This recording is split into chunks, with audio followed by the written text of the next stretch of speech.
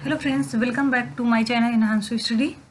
Friends, British literature के एक और भी बहुत इम्पोर्टेंट राइटर जो 14वीं सेंचुरी के माने जाते हैं, विलियम लैंगलैंड, उनके बारे में आज डिस्कस करेंगे, उनकी बायोग्राफी के बारे में, और साथ ही साथ उनका जो सबसे इम्पोर्टेंट मास्टरपीस वर्क है पायर्स एंड प्लूमैन, उसमें भी जितने भी इम्पोर्टेंट पॉइंट्स हैं उनको डिस्कस करेंगे। फ्रेंड्स, इसके पहले मैंने जॉन गोर, जो कि विलियम लैंगलैंड के ही कंटेम्प्रेरी राइटर माने जाते हैं और ये वो भी 14वीं सेंचुरी के बहुत ही फेमस राइटर थे, उनकी बायोग्राफी और उनके इम्पोर्टेंट वर्ड्स को पहले ही मैं डिस्कस कर चुकी हूँ। अगर आपने उसे नहीं देखा है तो मैं डिस्क्रिप्शन बॉक्स में इसका लिंक डाल दूँगी, तो आप यहाँ से भी जाके देख सकते हैं। अदरवाइज़ आप मेरे चैनल पर विजिट करके वहाँ से भी उस वीडियो को देख सकते हैं। तो आइए फ्रेंड्स, स्टार्ट करते हैं आज का वीडियो। फ्रेंड्स, अगर आप इस चैनल पर अभी नए हैं तो इस चैनल को लाइक कर लीजिए, सब्सक्राइब कर लीजिए और बेल आइकन को प्रेस कर लीजिए, जिससे आने वाली हर वीडियो की नोटिफिकेशन आपको टाइम टू टाइम मिलती रहे। So let us begin this video. Friends, इस स्लाइड में हम ऑथर के बारे में डिस्कस करेंगे और इसमें ऑथर की बायोग्राफी, उनके डेट ऑफ बर्थ के बारे में बहुत कुछ मैंने यहाँ पर डिस्क्राइब नहीं किया है, क्योंकि ये एग्जाम में नहीं पूछा जाता है। जो भी एग्जाम के पॉइंट ऑफ व्यू से इम्पोर्टेंट है, लाइक जो इनका वेल नोन वर्क है पायर्स एंड द प्लूमैन, उसके बारे में हमने यहाँ पर पॉइंट्स को डिस्कस किया है जो कि इम्पोर्टेंट है।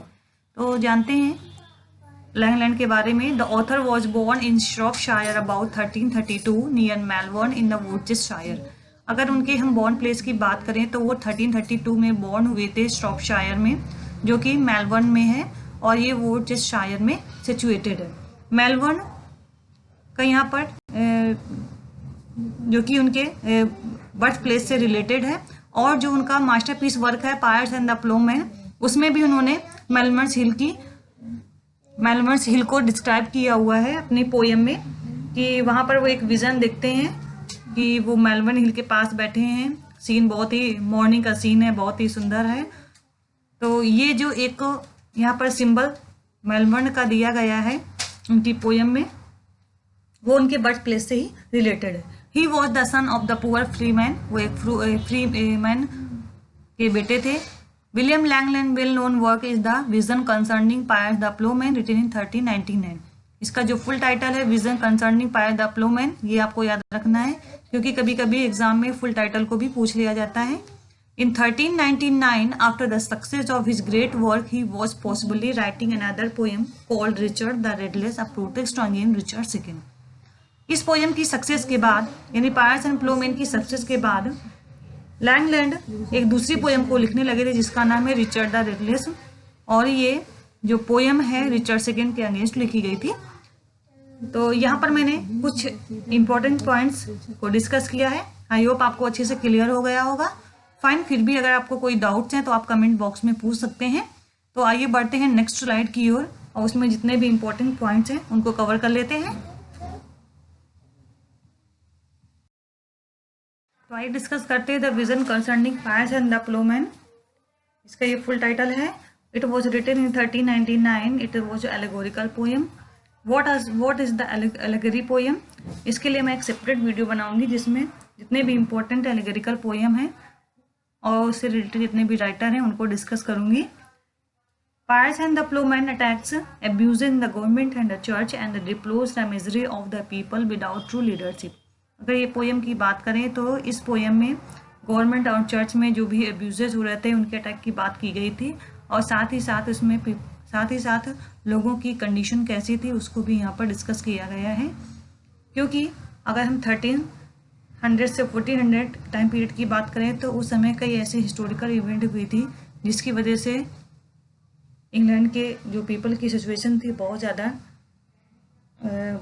बुरी थी, और उनको कई ऐसी प्रॉब्लम से फेस करना पड़ता था, क्योंकि उस समय जो अपर क्लास की सोसाइटी थी वो लोअर क्लास की सोसाइटी पर बहुत ज़्यादा डोमिनेट कर रही थी। तो उस समय जैसे कि कुछ ऐसे इवेंट हुई थे like 100 Years wars, battle of the Crecy 1346 में जो हुआ था, and battle of the Poitiers 1356, and great plague which is called black death 1348। इसके बाद पीजेंट का रिवोल्ट हुआ था, क्योंकि उस समय कंडीशन इतनी ज़्यादा लोगों की ख़राब थी कि वहाँ के जो लोगों ने एक रिवोल्ट कर दिया था, जिसे पीजेंट रिवोल्ट्स के नाम से जाना जाता है, जो कि 1381 में हुआ था। और उसको लीड करने वाले थे John Ball and the Wat Tyler. तो ये थे कुछ एडिशनल पॉइंट जिसको हमने यहाँ पर डिस्कस किया है। अब आ जाते हैं पोएम की ओर। फिर the poem opens at the poets wonders on Melbourne hills. ये पोएम की ओपनिंग उस समय होती है जब पोइट्स मेलबर्न हिल पर घूम रहा होता है। यहाँ पर जो मेलबर्न हिल है, जो कि बॉर्न प्लेस माना जाता है लैंगलैंड का, वहाँ की जो हिल्स हैं उसका डिस्क्रिप्शन इस पोएम में दिखाया गया है। The poem contains allusions or probable allusion or number of the historical events like murder of Edward II, the pestilence of 1348, 1361 and 1376, King Edward's War, the Treaty of Brittany, the death of April 1370 and the accession of Richard II। अगर इस poem की बात करें तो इसमें कुछ historical event को भी दिखाया गया है, जैसे कि यहाँ पर मैंने इस पॉइंट को यहाँ पर लिखा हुआ है। तो एडवर्ड सेकेंड की डेथ कैसे हुई, उनका मर्डर कैसे हुआ, इस पोएम में बताया गया है। और जो पेस्टिलेंस हुए थे 1348, 1361 एंड 1376, उसके बारे में भी यहाँ पर डिस्क्राइब किया गया है। तो आइए फ्रेंड्स कंटिन्यू करते हैं नेक्स्ट स्लाइड की ओर, और उसमें भी देखते हैं कि कौन कौन से इंपॉर्टेंट पॉइंट्स हैं। This poem is in form of dream vision. ये जो पोएम है ड्रीम विजन में है, क्योंकि पोएट एक ड्रीम देखता है और उस ड्रीम में जो भी वो देखता है उसको पोएम के माध्यम से कन्वर्ट कर देता है, इसलिए इस पोएम को ड्रीम विजन पोएम भी माना जाता है। नेक्स्ट है अलिटरेटिव लॉन्ग लाइन्स। अगर हम 14th सेंचुरी की बात करें तो उस समय जो भी पोएम लिखी जाती थी मोस्टली अलिटरेटिव फॉर्म में ही, लाइन्स में लिखी जाती थी।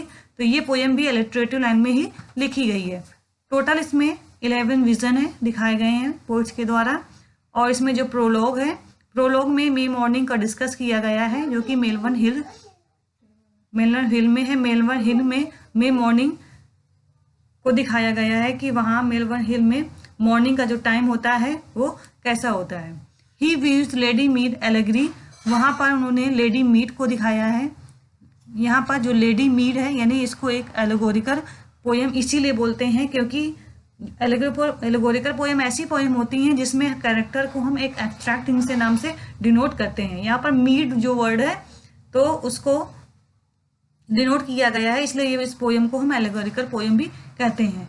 Pierce is the symbol of good and holy living.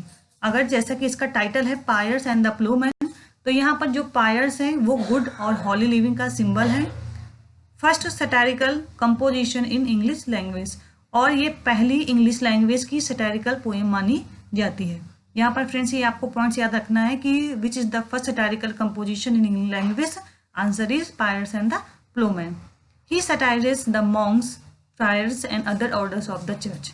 और जैसा कि मैंने प्रीवियस स्लाइड में डिस्कस भी किया है कि पोएम में चर्च और गवर्नमेंट के जो एब्यूजेस हैं, जो क्योंकि चर्च में जो भी करप्शन हो रहा था उसके बारे में इस पोएम में डिस्कस किया गया है। तो चर्च में जो मॉन्क्स, फ्रायर्स और अदर ऑर्डर्स थे तो उन पर ये पोएम सैटराइज करती है। नेक्स्ट है the Langland followed the example of juvenile. यहाँ पर जो लैंगलैंड है वो जुवेनल जो कि एक राइटर हैं उनके एग्जाम्पल को यहाँ पर फॉलो करते नजर आए हैं, उन्होंने फॉलो भी किया है। जुवेनल ने सटायर लिखे हुए हैं। जुवेनल सटायर और होरेशियन सटायर दो ऐसे फेमस सटायर माने जाते हैं इंग्लिश लिटरेचर में। तो फ्रेंड्स ये थे कुछ इंपॉर्टेंट पॉइंट्स जिसको हमने यहाँ पर डिस्कस किया है। अब आइए कंटिन्यू करते हैं नेक्स्ट स्लाइड की ओर। This poem was consist of 3 text और version. The first text in which the lines 2512 lines. It is divided into 12 passages or steps, the first 8 of the which contains a prologue and allegorical vision. जो first version है इसमें total 2512 lines है and ये 12 step में divide किया गया है, जिसमें जो फर्स्ट 8 लाइन्स हैं वो प्रोलॉग एल्गोरिकल विजन में लिखी गई हैं यानी जो 8 लाइनें हैं वो प्रोलॉग से स्टार्ट होती हैं। The remaining passus are concern with the lives of figures called do well, do bet and do best. जो रिमेनिंग है स्टेप्स हैं उसमें फिगर्स की लाइव्स को डिस्कस किया गया है, जिन्हें हम डू वेल, डू बेट और डू बेस्ट के नाम से जानते हैं। अगर हम बी वर्जन की बात करें तो इसमें टोटल लाइन्स 7241 लाइन्स हैं and it was containing 20 steps closing passus criticise the friars. और इसमें टोटल 20 स्टेप या पॉजेज हैं और क्लोजिंग जो पॉजेज है उसमें फायर्स को क्रिटिसाइज किया गया है, यानी चर्च में जो मॉन्क्स फ्रायर्स हैं उन पर ये क्रिटिसाइज किया गया है। लैंगलैंड ने उन पर ये क्रिटिसिज्म किया है। It includes the fable of rats and cats. B version में कैट्स और रैट्स की स्टोरी को भी इंक्लूड किया गया है, यानी इसमें कैट्स और रैट्स की स्टोरी को भी बताया गया है पोएट्स के द्वारा। और सबसे लास्ट वर्जन की बात करें जो सी वर्जन है, इसमें टोटल 23 पॉजेज हैं और जो ओपनिंग लाइन है बी टेक्स्ट की वो जो कि इम्पोर्टेंट है एग्जाम के पॉइंट ऑफ व्यू से, इसलिए मैंने यहाँ पर इसको मेंशन किया है। आपको ये अच्छे से याद कर लेना है। In the summer season when soft was the sun I shope me in the shrouded as I shape were. क्योंकि ये 14th सेंचुरी के पॉइंट्स हैं और उस समय जो 14th सेंचुरी की जो लैंग्वेज थी, जैसा हम प्रोनाउंस करते थे वैसे ही हम उसको लिखते थे। तो यहाँ पर अगर हम समर की बात करते हैं, समर की जो स्पेलिंग यहाँ पर लिखी गई है SOMER, बट एक्चुअल में अगर हम प्रेजेंट टाइम की बात करें तो समर की स्पेलिंग इससे डिफरेंट है। लेकिन 14th सेंचुरी में लैंग्वेज इतनी ज़्यादा रिफाइंड और पॉलिश नहीं थी, इसलिए चौसर हो, लैंगलैंड हो और गोवर, उनकी तीनों की पोयम में हम इसी टाइप की लैंग्वेज को ही देखते हैं। तो फ्रेंड्स ये था आज का वीडियो। जितने भी इम्पोर्टेंट पॉइंट हो सकते थे मैंने इसमें कवर किए हैं। फ्रेंड्स ये वीडियो एग्जाम के पॉइंट ऑफ व्यू से सफिशेंट है, इससे बाहर क्वेश्चन नहीं पूछे जाएंगे। जितने भी इम्पोर्टेंट पॉइंट हो सकते थे मैंने इस वीडियो में कवर कर दिए हैं। और जो उनका जो मास्टरपीस वर्क है उसका उसका जो फुल टाइटल है वो आपको अच्छे से याद रख लेना है। और ये कितने टेक्स्ट में, कितने वर्जन में है, उस वर्जन में कितनी लाइन है, कितने पार्ट में उसको डिवाइड किया गया है, ये आपको कुछ इंपॉर्टेंट पॉइंट को याद रखना है। तो फ्रेंड्स आज के लिए बस इतना ही।